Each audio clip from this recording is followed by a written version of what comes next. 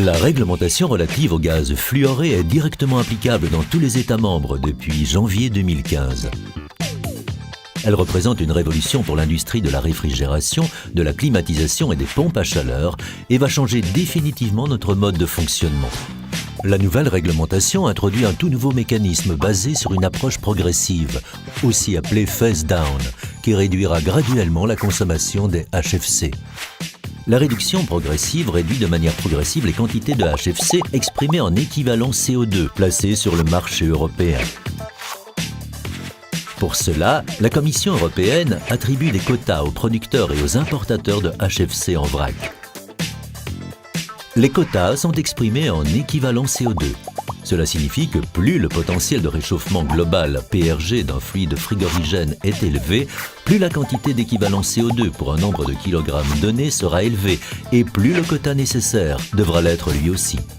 Par exemple, 10 kg du fluide frigorigène R134A qui dispose d'un potentiel de réchauffement global, PRG, de 1430, correspondront à une quantité de 10 kg multiplié PRG 1430, soit 14 300 kg d'équivalent CO2.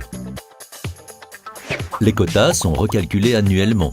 En outre, la Commission européenne a mis de côté une réserve pour les nouveaux arrivants appelée la réserve nouveaux entrants, afin de leur assurer la possibilité d'entrer eux aussi sur le marché des HFC. La Commission européenne décide du nombre de quotas que chaque société reçoit sur la base de la quantité des HFC placés sur le marché pendant les années précédentes.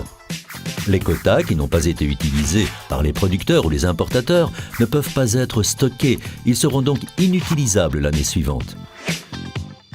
Les quotas sont distribués gratuitement aux sociétés utilisant des HFC en vrac, qu'elles soient basées à l'intérieur ou à l'extérieur de l'Union européenne. Le résultat de l'approche progressive sera une réduction de la consommation des HFC de 79% jusqu'en 2030. Pour cela, l'industrie et les utilisateurs devront opter pour des fluides frigorigènes à moindre PRG. Avec la nouvelle approche progressive et la transition vers des fluides à moindre PRG, la plupart de ces derniers seront soit inflammables, soit toxiques, soit ils fonctionneront avec une pression élevée. Des compétences spécifiques seront nécessaires pour travailler avec ces fluides et les normes et codes régissant l'industrie et les bâtiments devront être adaptés en conséquence. L'ensemble de l'industrie doit s'adapter et utiliser des fluides frigorigènes à moindre PRG, et ce à partir d'aujourd'hui. D'autres questions? Contactez-nous. EP, heating and cooling is your life and our mission. Follow us at EP Secretariat.